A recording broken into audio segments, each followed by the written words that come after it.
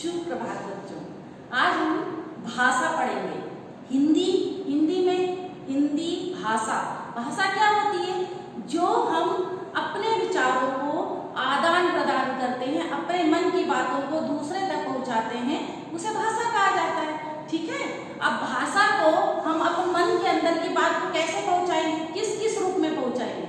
आपको मैंने बोला कि बेटा आप कल विद्यालय क्यों नहीं आए थे, तो मैंने अपने मन की बात आप तक पहुंचाई ना। मैंने आपसे सवाल किया कि आप कल विद्यालय क्यों नहीं आए थे, ये मेरे मन की बात थी, मैं आपके बारे में जानना चाहती थी। तो ये हो गया मन की बात को दूसरे तक पहुंचाना, ये भाषा कहलाती है। जैसे कि एक मान लीजिए अरुण आया अपने पिताजी के पास, पिताजी मेरा रिजल्ट आ गया है और रिजल्ट आने के बाद मैं पास हो गया हूँ, तो पिताजी बोलते हैं बेटा तुम बहुत अच्छा किया, आज मेरा मन गर्व से मेरा मन गर्व से फूल गया है।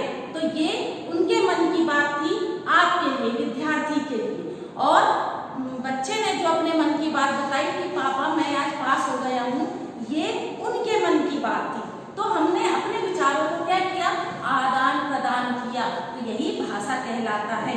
अब जैसे कि भाषा को मैंने एक तो आपको बता दिया कि अपने मन की बात मैंने आप तक पहुंचाई और आपके मन की बात मैंने अपने तक ली, तो यही आदान प्रदान भाषा कहलाए। लेकिन भाषा को कितने रूपों में हम बता सकते हैं? भाषा के प्रकार पढ़ेंगे। भाषा के प्रकार।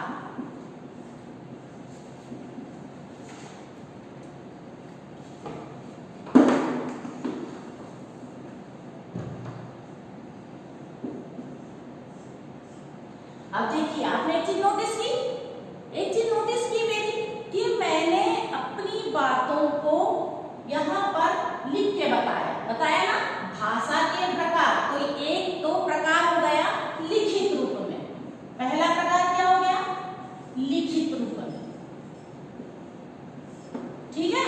और दूसरा मैंने आपसे पहले पूछा कि कल आप विद्यालय क्यों नहीं आए थे, तो दूसरा प्रकार क्या हो गया? मौखिक। मैंने मौखिक पूछा ना आपसे, मैंने आपको मौखिक पूछा कि आप कल विद्यालय क्यों नहीं आए थे, तो ये क्या हो गया? दूसरा मौखिक। मतलब पहला लिखित, दूसरा मौखिक। तो मैंने जो चीजें बोर्ड पर लिखी है और आप इस चीज को लिखकर अपनी कॉपी में रखेंगे, तो ये लिखित रूप हो गया, दूसरा हो गया मौखिक। तो इस तरह से मैंने भाषा के दो प्रकार बताए। मैंने आपको अभी कुछ इशारा किया, ये हो गया सांकेतिक भाषा। मतलब कि हम इशारों से खड़े हो जाएंगे, मुंह से नहीं बोला मैंने, ये इशारा है। जैसे आपने ट्रैफिक पुलिस को देखा है, ट्रैफिक पुलिस ट्रैफिक को इशारों से बोलता है, ये इशारा हो गया। तो ये कौन सी भाषा हो गई? सांकेतिक भाषा कहलाता है। तीसरे नंबर पे इसको थर्ड रूप में यदि देखें तो ये सांकेतिक भाषा के रूप में कहा जाता है। तो बेटा मैं आपको बता दूं, पहला रिटन मतलब लिखित और मौखिक। सांकेतिक भाषा का उपयोग भी हम मोस्टली अधिकतर करते हैं अपने जीवन में। अधिकतर चीजें हमारी इशारों में चलती है, तो हम इस भाषा का भी उपयोग करते हैं। आपने ट्रैफिक पुलिस को देखा, आपने रेलवे के गार्ड को देखा कि वो झंडी हिलाता है ना। रेड कलर की झंडी रुकने के लिए होती है, ग्रीन कलर की जो हरे कलर की झंडी होती है वो जाने के लिए होती है। तो वो झंडी हिलाकर पास देता है, इसका मतलब है कि ये सांकेतिक भाषा है। तो इस तरह से मैंने आपको बताया कि जब हम अपने मन के या अपने विचारों का आदान प्रदान करते हैं, अपने मन की बातों का आदान प्रदान करते हैं, उसे भाषा कहा जाता है। ये आपको मैंने बता दिया। अब भाषा की परिभाषा आपको लिखना है। जो टेक्स्ट बुक है उस बुक में देखिए, टेक्स्ट बुक में आप व्याकरण की बुक में देखिएगा, भाषा की आपको परिभाषा मिल जाएगी। या मैं आपको लिखकर बताऊं बेटा? मैं आपको लिखकर भी दे सकती हूँ। तो सबसे पहले मैं आपको, ये तो आपको प्रकार हम बाद में लिखवा देंगे है ना, मैं आपको उसका परिभाषा बताती हूँ, ठीक है। परिभाषा क्या है इसकी? इसकी परिभाषा है कि हम अपने मन की बातों को या अपने विचारों का आदान प्रदान करते हैं, उसे भाषा कहा जाता है। यह है भाषा की परिभाषा। भाषा की परिभाषा लिख लीजिए अपनी कॉपी में।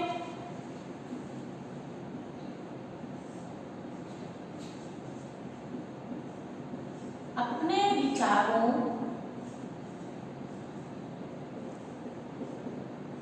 का आदान प्रदान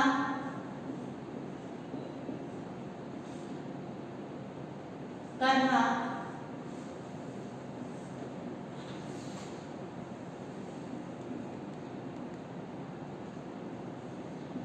भाषा कहलाता है।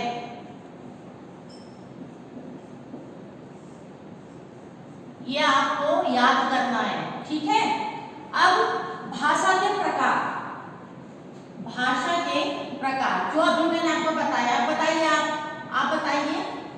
करेक्ट। पहला लिखित भाषा और दूसरा मौखिक भाषा और तीसरा है सांकेतिक भाषा।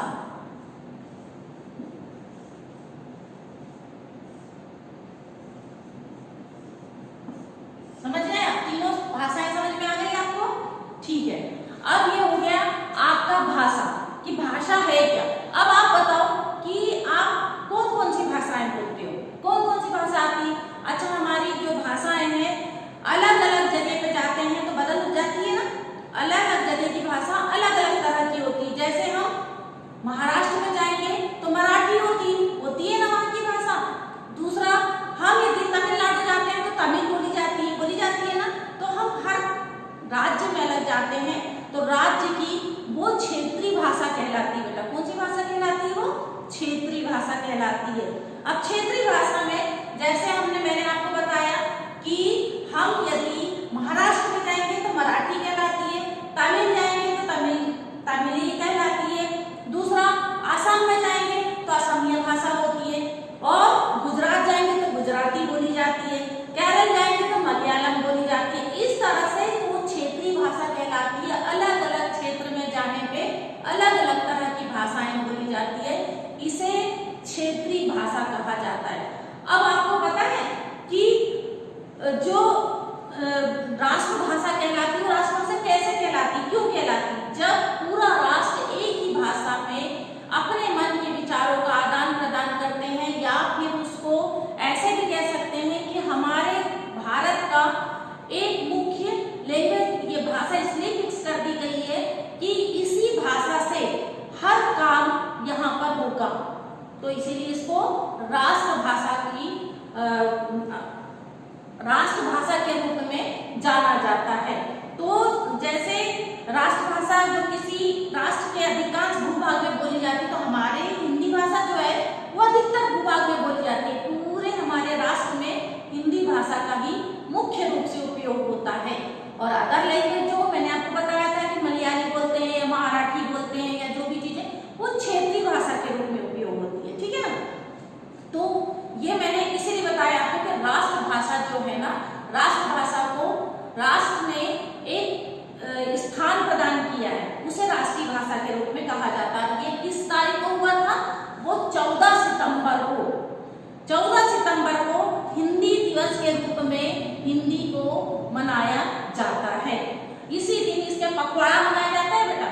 15 दिन तक हिंदी दिवस का पखवाड़ा मनता है, मतलब 15 दिन तक आपको भी हर कार्य अपना हिंदी में ही करना है।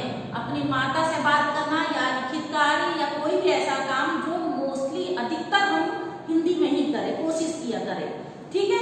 अब आती है बारी लिपि। किसकी बारी आती है? लिपि। ये लिख लिया आपने? ठीक है, इसको हम रब कर दे रहे हैं। इसके बाद हम लिपि पढ़ाएंगे आपको। लिपि क्या चीज है? लिपि क्या चीज है? लिपि वो होती है, जैसे मैंने आपको लिख के बताया, ठीक है ना। लिपि मतलब वो चीज होती है हम मौखिक ध्वनि तो निकाल रहे हैं, लेकिन उसको पर्टिकुलर किसी रूप में लिख रहे हैं। कोई चिन्ह के रूप में उपयोग करना लिपि कहलाती है। स्क्रिप्ट, जिसे हिंदी में स्क्रिप्ट कहा जाता है, या इंग्लिश में स्क्रिप्ट कहा जाता है और हिंदी में उसको लिपि कहा जाता है। तो हम जो भी चीजें लिख के प्रदर्शित करते हैं, किसी चिन्ह के रूप में उसका उपयोग करते हैं, वो लिपि कहलाती है। अब आप बता पाओगे कि लिपि जो है वो निश्चित चिन्ह ही लिपि कहलाती है, मतलब पर्टिकुलर हम किसी चीज को चिन्हित करते हैं, वो लिपि कहलाती है। अब जैसे मैंने आपको बताया, हिंदी और संस्कृत दो लैंग्वेज जो है ना, वो देवनागरी लिपि में आता है। देवनागरी लिपि में हिंदी और संस्कृत आती है। बाकी सब भाषाओं की अलग अलग लिपि, अलग अलग चीजें होती है। जैसे कि हिंदी देवनागरी लिपि है, मैं भारती हूँ, उदाहरण के रूप में मैं भारती हूँ। जैसे मैंने लिखा यहाँ पे हिंदी, कौन सी लिपि का नाम है ये? देवनागरी। और इसका मैं उदाहरण बता दे रही हूं आपको। जैसे हम कोई भी चीज लिख रहे हैं, बोर्ड पे हम लिख रहे हैं, तो उसको कैसे रूप में लिखेंगे? मैं भारतीय हूं, लिखा मैंने। ये क्या है? एक तरह से लिपि है, लिखने की स्टाइल, आप किस तरह से लिखते हो उसको, ये लिपि कहलाती है। मतलब हमारे मन में बहुत सारी चीजें, मैंने अभी आपको भाषा बताई थी, हम मौखिक रूप में भी बताते हैं, लिखित रूप में भी बताते हैं, सांकेतिक रूप में भी करते हैं, लेकिन हम ये चीजें जब लिखते हैं किसी कॉपी में या बोर्ड पर या पेन पेंसिल से, किसी भी चीज से हम लिखते हैं, तो लिखते समय हम उसका उपयोग जो करते हैं, जिस तरह के सेंटेंस या वर्ड बनाते हैं, यही कहलाता है लिपि। अब अंग्रेजी जो है, अंग्रेजी आप पूछोगे कि अंग्रेजी जो कौन सी लिपि में लिखा जाता है मैडम, तो अंग्रेजी जो लिखी जाती है वो है रोमन लिपि। अंग्रेजी को रोमन लिपि में लिखा जाता है। जैसे ये लिखा आपने अंग्रेजी, ठीक है। अंग्रेजी जो है वो कौन सी लिपि कहलाती है? रोमन लिपि। ये लिपि है बेटे, हाँ, इसको लिख लेना अच्छे से। तो देवनागरी हो गई हिंदी और रोमन हो गई अंग्रेजी। अब लिखा आई एम अ बॉय, ये क्या हो गया? ये अंग्रेजी में लिखा। इंग्लिश में लिखा हमने, तो ये रोमन लिपि में लिखा गया है। कौन सी लिपि में लिखा गया है? रोमन लिपि में। तो ऐसे पंजाबी लिखते हैं, कि पंजाबी कौन सी लिपि में लिखा जाएगा? पंजाबी जो है गुरुमुखी लिपि में लिखा जाता है। पंजाबी जो है वो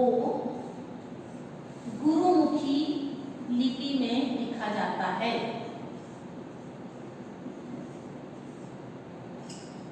ठीक है, तो ये इसको जिस भी भाषा में जैसे लिखा जाता है वो मैं आपको बता रही हूं। मैं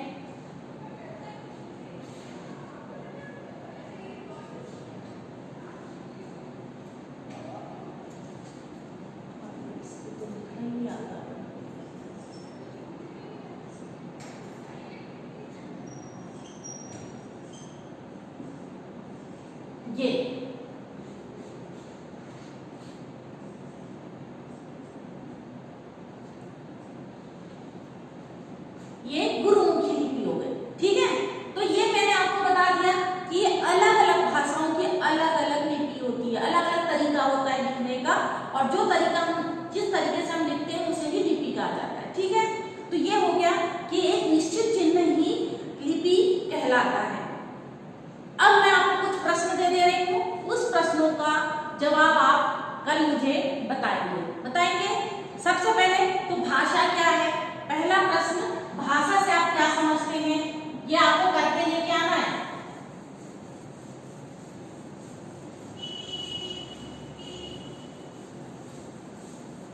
समझ में आया आपको मैंने जितनी चीजें समझाई है? ठीक है, और लिख भी लिया ना आप लोगों ने? तो अब मैं आपको बताती हूँ कि सबसे पहले प्रश्न दे रही हूँ, ये है गृह कार्य आपका।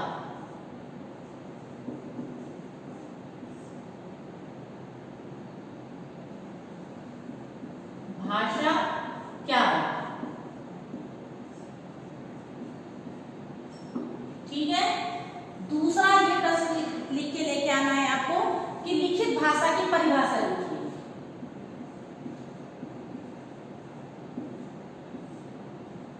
समझाई थी ना मैंने आपको, लिखित भाषा की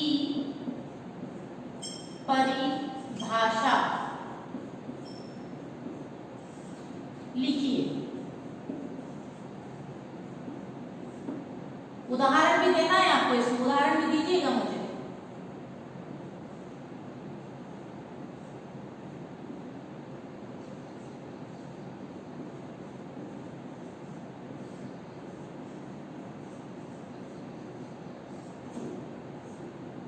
ठीक है, यही दो प्रश्न